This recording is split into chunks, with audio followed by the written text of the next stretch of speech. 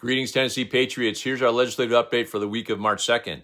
This is a big week at the Capitol. 11 bills from our Legislative Action Team summary are moving through committees, and your voice is needed on multiple fronts.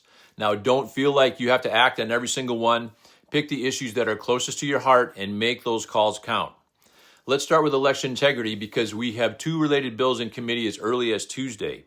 Both deal with ballot security. One requires a visible watermark on every ballot that gets picked up when it goes through an optical scanner, and the other creates satellite early voting locations that use the same watermark secure paper ballots. If free and fair elections matter to you, your legislators need to hear from you before Tuesday. On the limited government front, this week may be the busiest of the session. We're supporting a proposed constitutional amendment that would protect your right to grow, raise, and consume the food of your own choosing, a food freedom measure heading to committee on Wednesday. We're also backing bills that would require voter approval before local governments can raise your property taxes beyond set limits, and another that puts real guardrails on municipal annexation so that cities can't simply absorb your community without a financial impact study and county approval. Finally, there's a bill that the Senate takes up on Tuesday, followed by the House on Wednesday, that gives an entitlement holder priority over creditor claims where there are not enough assets to cover all obligations.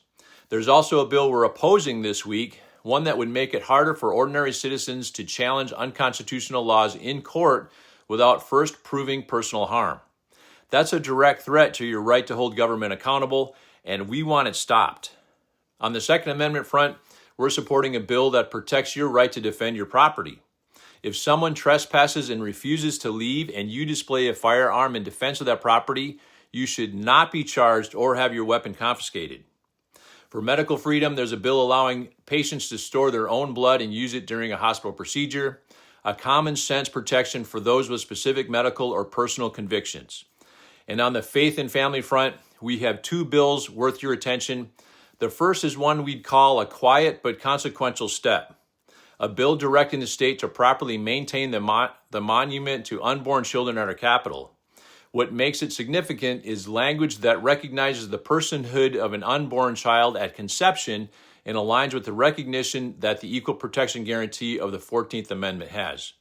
That's not just housekeeping. That's a statement of principle embedded in Tennessee law, and the mere mention of it drives the left even crazier. It's in House committee on Tuesday, so contact your representative. The second is legislation guaranteeing parents full access to their child's mental health treatment records and prescriptions. Parents, not the state, are responsible for their child's well-being, and this bill makes sure that the right is protected in Tennessee law.